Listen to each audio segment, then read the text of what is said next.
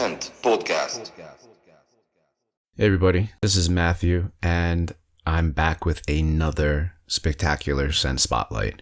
This week my guest was Spherical Art, aka Paul Peterson. Paul is someone who, as his user handle implies, has been using spheres to create amazing works of art. He's been doing this for about 5 years, but he has a wealth of experience in digital art that reaches back decades. I really hope that you enjoy my chat with Paul, and like always, subscribe to this podcast if you haven't already, and share this episode with anyone who you think would dig a deep talk with an amazing creator. Thanks, everyone. Okay, and we're live. This is Matthew, and I'm back with another exciting episode of the Scent Spotlight. Today, I will be speaking with Spherical Art, aka Paul Peterson. Welcome to the Scent Spotlight, Paul. Thank you, Matthew. It's great to be here. Cool. And to get started, I'll ask you the same question that I ask everyone, but could you introduce yourself to the Scent audience? Okay, I'm a digital artist. I guess what makes me different is that I find my artwork inside three-dimensional spheres. So that's why I took the handle Spherical Art. And that's why that's my handle on every other site that I'm on. It's an unusual way to work, and I've been doing it for about 5 years, and I'm excited to be on Scent and share it with everybody. That's cool. And your work caught my eye for a number of reasons. Probably the first reason is that your use of color. It's quite striking, but then also it's just the shapes, the geometric patterns that you use. There's some of them are so smooth and crisp. Others are like jagged edges and knives sticking out that just kind of like hold on to. But there's a lot of symmetry going on as well. It's all beautiful. But it also kind of reminded me of another creator that's on Scent, WG Meets, or When Giants Meet, who works with a lot of fractals. And I know that you like to work with spheres for a lot of your work. Is there any parallels between fractal art and the art that you're pursuing with the spheres? Well, my understanding of fractals is that they're a mathematical equation and that they replicate themselves. The pattern goes very deep. So that you see these videos where they go deep, deep, deep into a fractal, and then they pull out, and it's like a head of broccoli. Everything is working in flowering in the same pattern, in the same manner, based on its math. And the similarity to what I do is that the spheres that I'm working inside of, depending on how many faces they have, they're polyhedrons. So, for example, the smallest polyhedron I work in is a tetrahedron, and it only has 4 sides. It's like a pyramid, a basic pyramid. But then if you go up into a highly divided hexagon, it could have thousands of faces. But each of them has a pattern inside. So it's a mathematical pattern that connects. If you've ever been inside a geodesic dome, you know what I mean. You look around. I love geodesic domes. I always thought it'd be great to live in one. But you look around and you see all these triangles that are connected in a pattern. So that pattern, that mathematical pattern, it shows up in my work. And for example, if I substitute the facets for some other object, say I make the hexagon disappear, but I place another object like a piece of string or a loop and align it to every facet that was there, that pattern remains. And that pattern then is adopted by the objects that I place instead. So that those patterns are really exciting to work with. Now, most people see these patterns by standing in the middle of a sphere.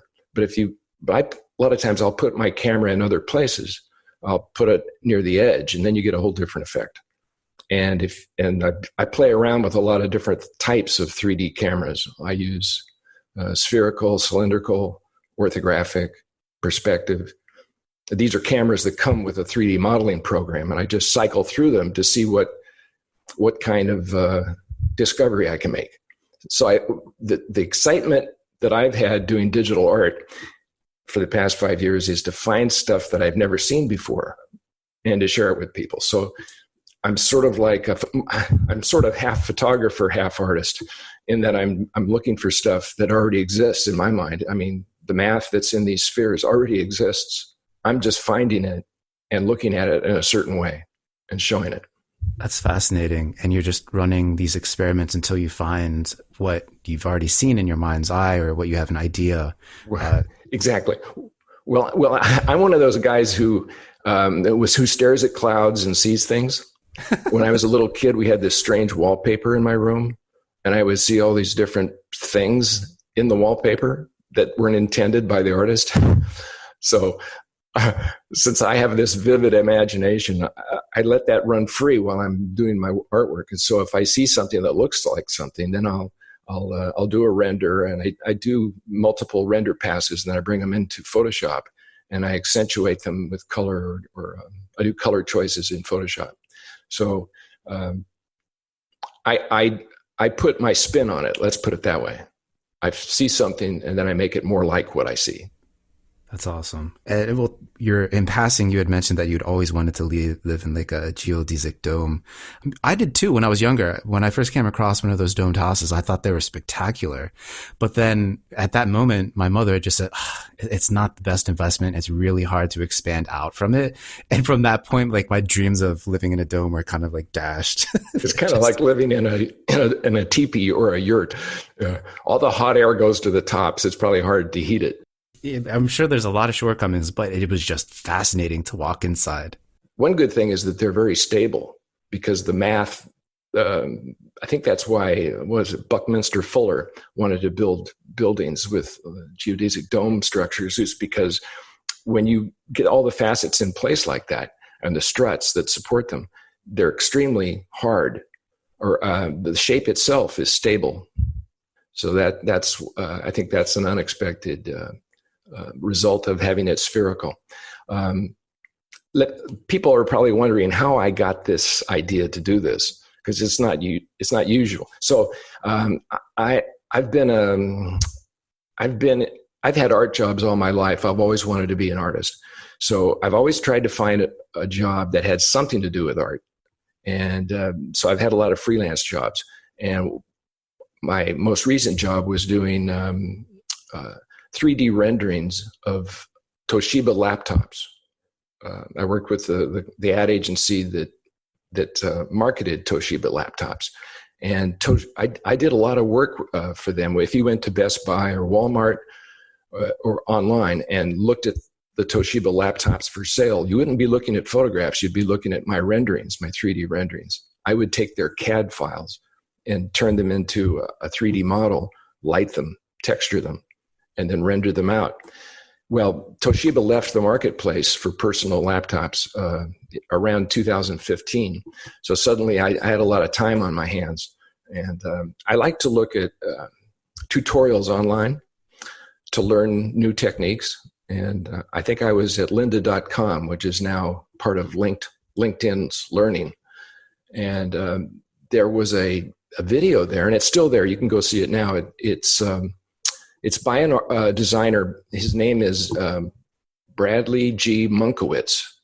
That's a funny name, but he goes by the handle G Munk, G-M-U-N-K. And he's a famous designer because he contributed to the look of the movie Tron. And he also designed the photo that Microsoft uses for their splash screen that looks like a laser window, a blue window logo.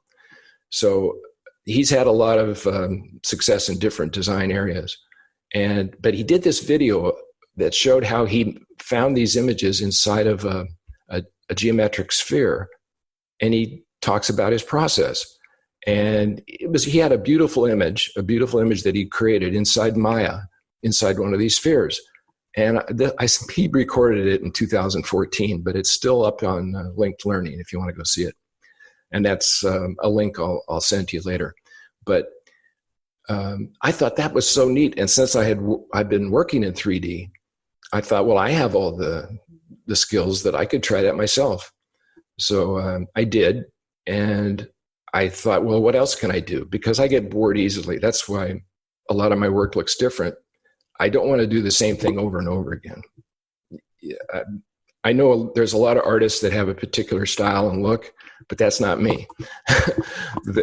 I don't know if it's just that they love that one thing so much that they have to do it over and over again, or it's because they sold that piece and they want to sell some more pieces.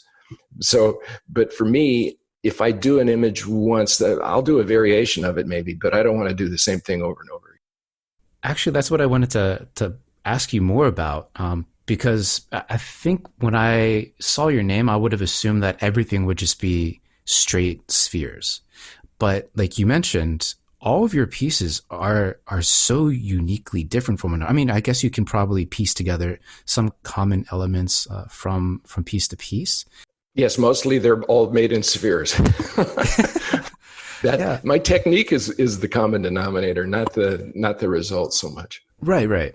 So I'm just wondering if you could walk us through, like, you have a blank slate, or you have that image in your mind's eye, or whatever. You start a new piece. How do you go from that initial blank slate to finished piece? Well, that's one of the things I love about this process is that I don't have any intention. I don't have anything in my mind's eye. I might say to myself, I wonder what this shape will give me. So I used to start off with, I would go get a hexagon, a polyhedron, and I'd put it into my 3D scene. And then I would, at first I would just leave it as it is and put a camera in there and look around. But then after a while, I started torturing the sphere, like pinching it, twisting it, turning it inside out, collapsing the faces, pushing them inward to see what kind of designs that would give me. And so I would spend weeks doing this. Every day I would try to do one or two images. And so then I thought, well, what if I made them disappear and put something else in there in its place? And so I would do things like that. But I don't have a set thing that I'm looking for. I want to discover something. I just know that I want to explore. That's all. So when I start, for example, I had the idea that I would start with the simplest polyhedron and work my way up. That way I would find everything. So I found the smallest polyhedron you can find, which is the tetrahedron. It has only 4 sides, like I said. It's sort of like half of a pyramid. It's really, I mean, think of it, 4 sides. That's not very many. So I thought, well, I'll be done with this one in no time because there's nothing there. And when I put the camera in there and start looking around, sometimes I'll map textures to the inside faces, and then I'll make them reflective, so the different faces bounce off each other. I found so much stuff in tetrahedrons that I've been working on that for a year, and I still haven't scratched the surface, it seems to me. So, that's amazing. I'll make a decision as to where I'm going to look or what I might try, and then I archive each of when I finish with a file, or I find something, I'm finished with the file, I'll save that file, and I'll give it the same date and time as the image that I got out of it. And then if I'm sometime in the future, if I want to go back to that file and work in that vein again, I can do it. It's sort of like going back to a mine and say, hey, I found some gold ore in that wall. There might be some more gold in another wall right next to it. So that's kind of the way I work. That's fascinating. And with a piece like your Silly Putty City, which it's just so playful, I just love the way that it flows so perfectly, and the loop is so perfectly timed. It's seamless. You can't tell when it starts or stops. It just keeps going. How does something like that come about? Well, yeah. Here's how that happened. Silly Putty City. If you take a certain type of camera, like a spherical camera. Now, you may not know what that means, but if you've seen a map of the world, you know what it produces. It's a camera that shows all 360 degrees at one time. So it takes a circle and it flattens it out, or it takes a sphere and flattens it out like a map. So if you go all the way over to the one end of the world map, there's the same country that's coming in on the other side. Does that make sense? A map of the globe, but it's flat. It's a 2D map. Okay. Well, this, I'm looking at Silly Putty City right now, and when it's all liquid and flat, it tiles. The left side is the same as the right side. They meet. So you could string the images together and they make a long image. But if you move the camera away from the sphere, then what happens is the horizon disappears and you get this globe like a planet. Okay, so all I did here was I had this sphere that had these bumpy little rectangles on it, and I just moved the camera back and forth, and I got this effect. That's fantastic. It's incredible, the result. So when the camera's away, you see the sphere in the sky by itself. And then as you move it closer, it forces the sphere to sort of unwrap and become one of those maps. What I did was in these 3D programs I work in, there's a timeline. So you can set for animation. So you can set the camera in one position on frame 1, and then you can go down to frame, say, 24 and set it further back. And that's when you get the thing in the sky by itself, like it's bounced up. And then you render out those 24 frames and take them into Photoshop, and you can use the timeline to create a frame animation. And that's how I create a GIF. I bring it into Photoshop, get a sequence of images, bring it into Photoshop, and create the GIF. And so this is really it's not a very bulky piece of art. But I really like Scent because Scent gives me the opportunity to show off my GIFs. And I think going forward, I'd like to do more GIFs. Also because I'm so new to the NFT world. I haven't sold anything yet, and I've only been on Scent for just over 2 weeks. But I have this big archive of work that I want to show. So I'm a total newbie. I've been reading everything I can find. I've been listening to your podcasts. I read the NFT Bible by Devin Frenzer. Yeah, and I've listened. I found out about the different platforms where you can sell. I'm not on any platform yet, but I've applied. So I'll wait to see if I get accepted. But it's sort of like I had no place to really to show my work or really to sell my digital art. And then 2 weeks ago, I found out. Actually, I found out from another Sentian.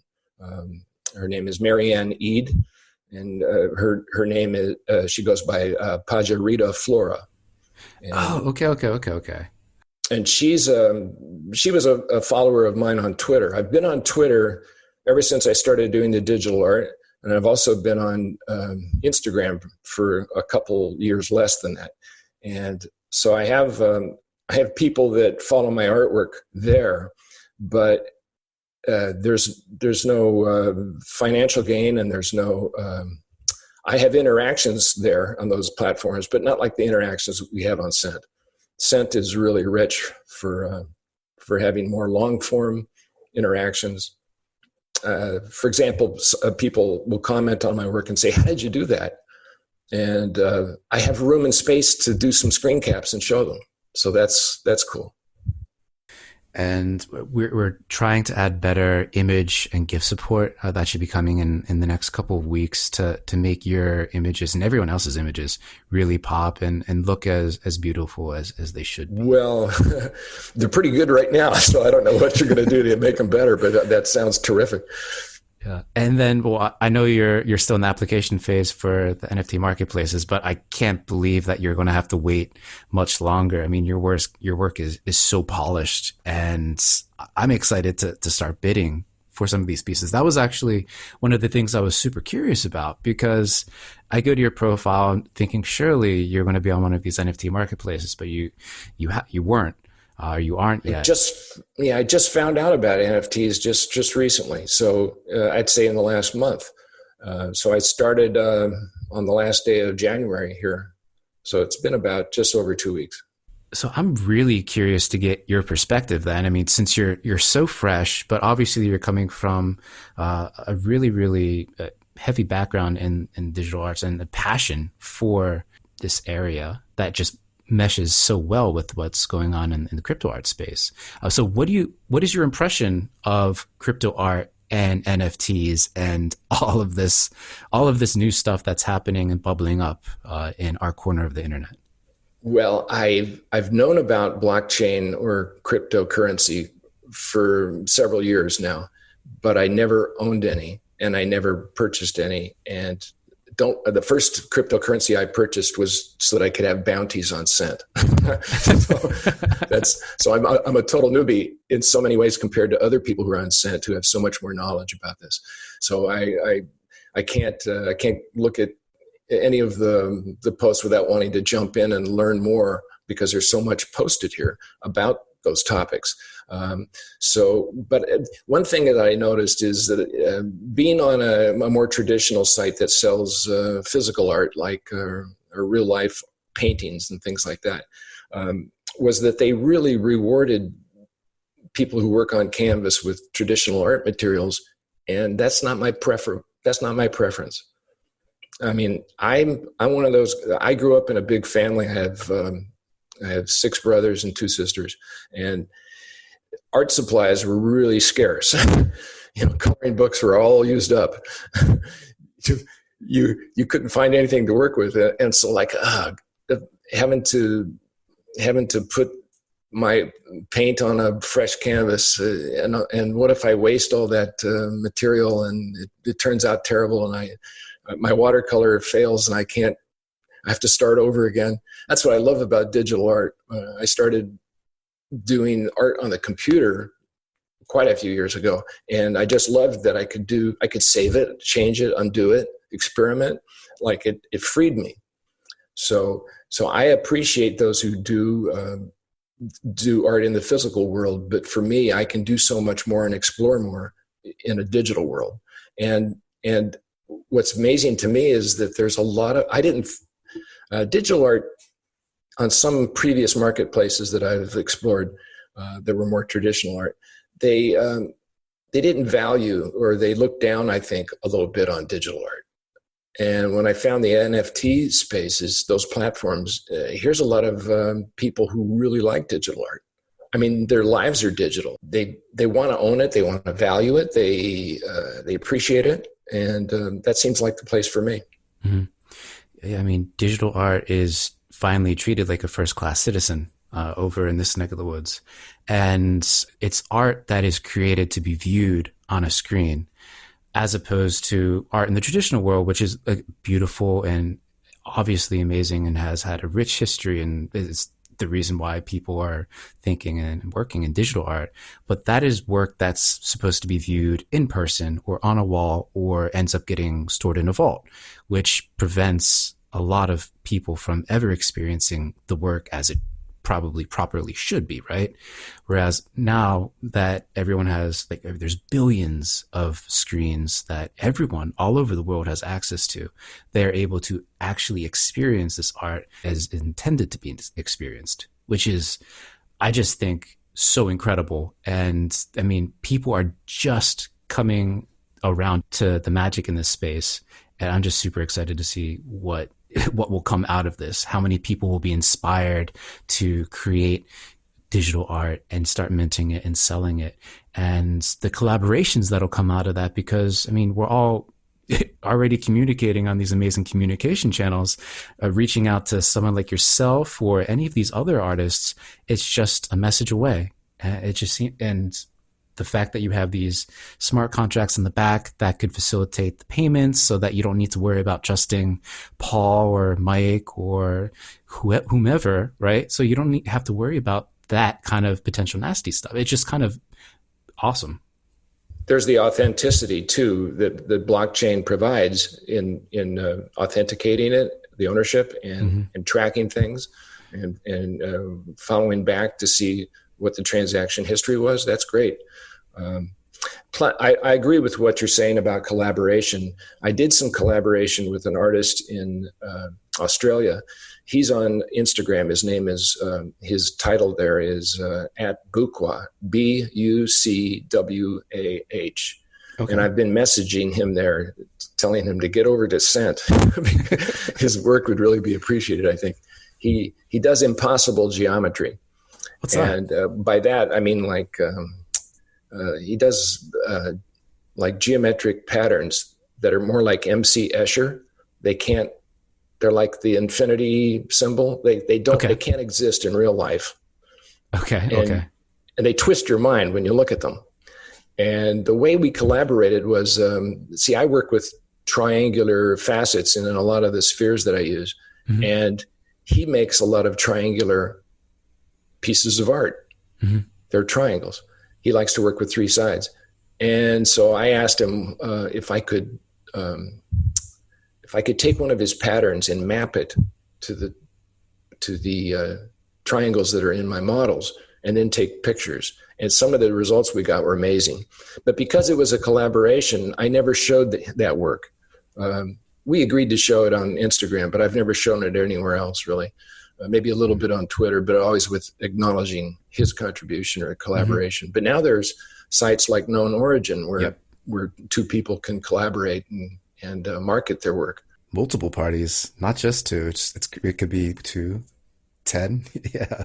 Yeah, it could be a whole group, which is really exciting too. I've seen you did an interview with Miss Al Simpson, and so I went on to Super Rare and took a look at her work, and she did a collaboration. Was it part of a collaboration with about 6 other people? So that mm-hmm. was fantastic.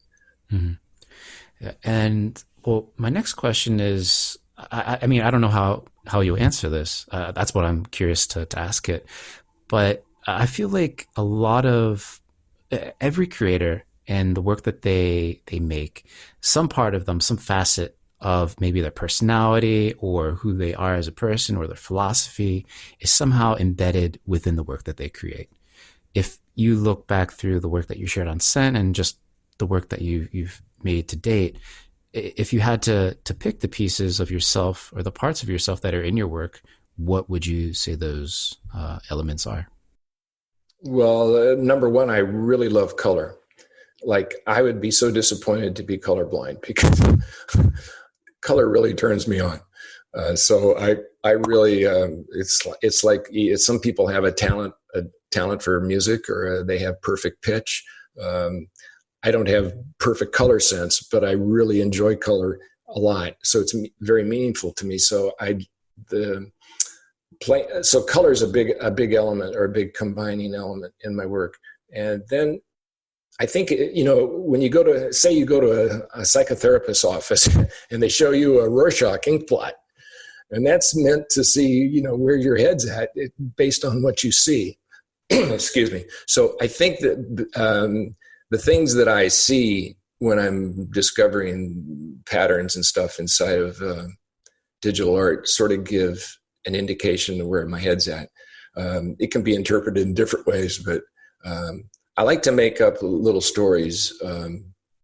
Sometimes if I make an image, that's another neat thing about Scent, is you can post some poetry here. And so if I think of a story beyond just the visual, if the visual inspires a little story, I'll try to make up a little story about it, either in the description or in a poem of some sort. Like your plumbing haiku. Yes. I enjoyed that. Well, when I see, that's a strange, when you put a camera, the way I did that one is that you put a camera inside a thing, and then you can add lens distortion. And I was playing around with lens distortion and it makes that outer ring. That outer ring is created by the lens distortion. But if you get it just right, the object that's in the middle, which was the original sphere, it starts connecting to that ring. And I thought, that's so strange. It's like if you turn it upside down, it'd be an epiglottis, right? Well, in the back of your throat. Right. This little dangling thing. What is that thing? So my mind tried to make a little story out of it. What the heck is that? That's like a psychedelic mushroom growing in a pipe. It's like a cross section of a pipe.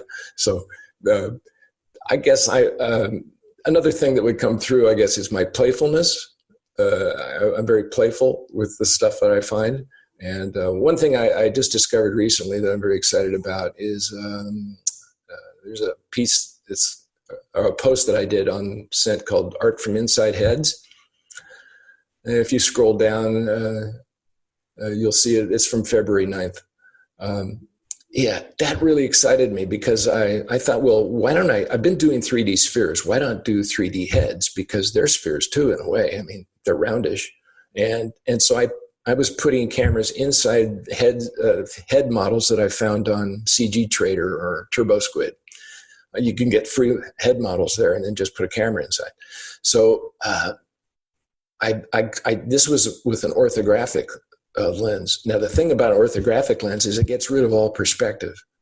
So what I did was I had the camera in there and I had some lights in there and I backed out. And as I backed the camera out, the orthographic camera has like what's called a clipping plane.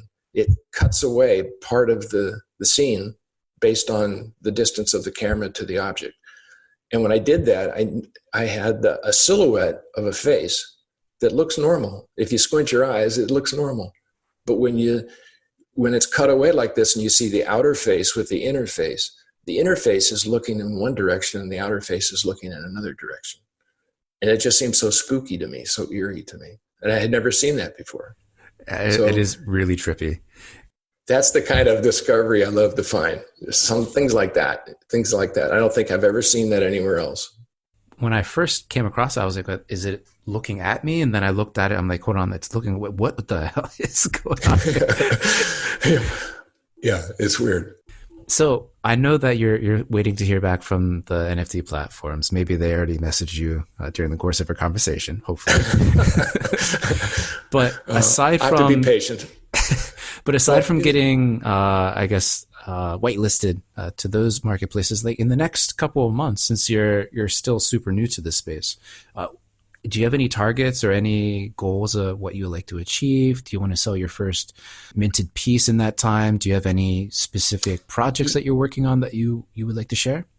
Yeah, I would like to I'd like to see if I could, what happens when I sell my first piece. I don't know what that'll be like or how much it'll go for, but I try not to, artists always have to deal with this letting go of their art when they sell it, or relinquish some of their rights to it. And so that's a tough experience because I haven't sold a lot of art, but I have a lot of art, and it's just sitting on my hard drive, and I want it to be seen. So I'm excited that it'll be out there, and in a way, it's so that when I'm gone, my relatives will have to come in and get rid of my computer stuff, and my hard drive will probably go in the trash. So I might as well get this stuff out there now. That's what I'm thinking. I want to do more animation. I work in the people probably wondering what programs do you work in? So I work in a 3D modeling program that's a general program like C4D, but it's called Modo. It's made by a company called The Foundry, and they make a lot of software for movies like Nuke that does sort of like super duper After Effects, if you will. But I work in all the Adobe programs, and I like to work in Adobe After Effects. There's a great plugin. Adobe After Effects now supports 3D models, so I can bring in the 3D models from through C4D, which is linked into the program, or there's a plugin called Element 3D. And it's made by a company called Video Copilot. And they do wonderful plugins, and they give you away a lot of free stuff, and they have wonderful tutorials. And like, for example, this recent one that I posted, Pulsar, I posted it 12 hours ago. That was done in After Effects with Element 3D. And all those little dots you see there are actually the vertices of triangles that are moving back and forth.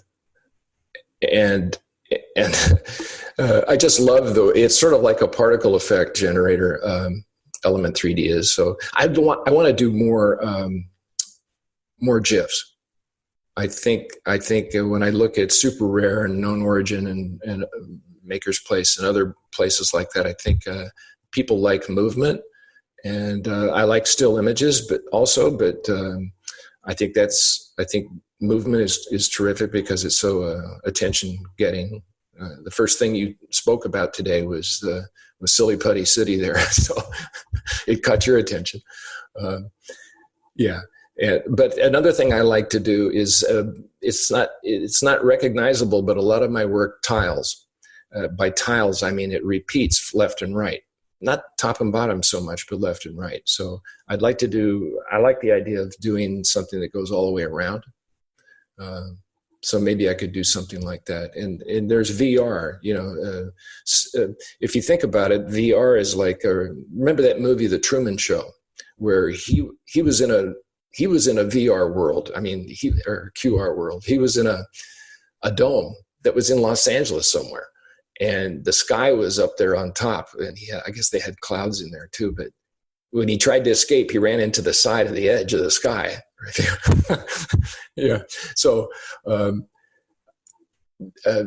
virtual reality is like that too. It's sort of like mapped into this center of a sphere. And so that's my work sort of fits in that space. So I think it would be cool eventually to make to do some stuff in virtual reality. And that's something else I have to discover because I don't have a headset yet.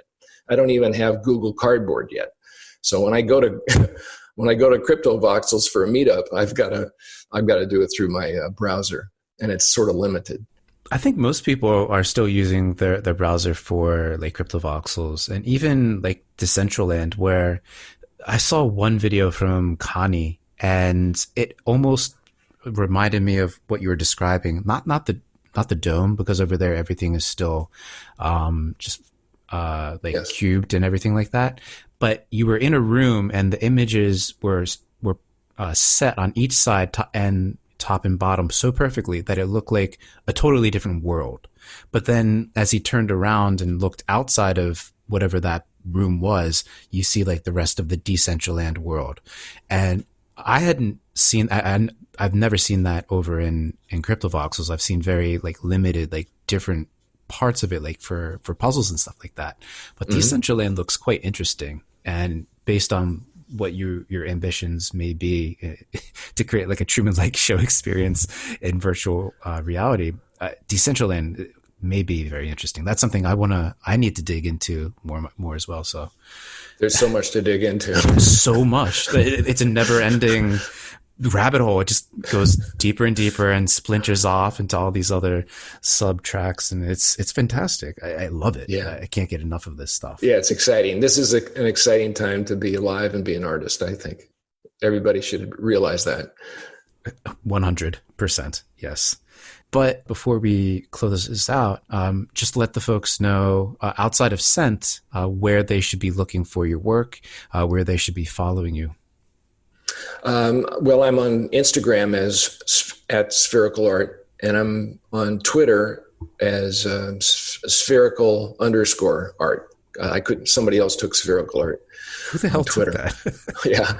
And then I also have a website with an Instagram feed, which is kind of cool. And that's called sphericalart.com. So you can go there and see some of my work. And I have some blog posts there that I haven't done them very many lately, but I've got a few up there that talk about my process. If you want to learn more about how I do my work, there's some blog posts up there that kind of describe it. And I want to mention a few artists. You usually ask the question, who do you like on Scent? And there's some new people that have just joined. When I say new, I'm new, but there's people even newer than me there's a lot of artists coming on board. And there's one I really like. Her handle is Paola, Paola. And I definitely watching her work. It really catches my eye. And I just noticed that she did a collaboration with your last interviewee, Dowdy. And they did a nice job, and I'm glad to see they're collaborating.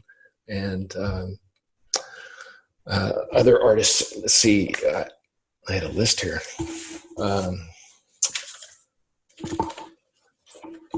James S.W. and I like Aussie Master. He does mushrooms.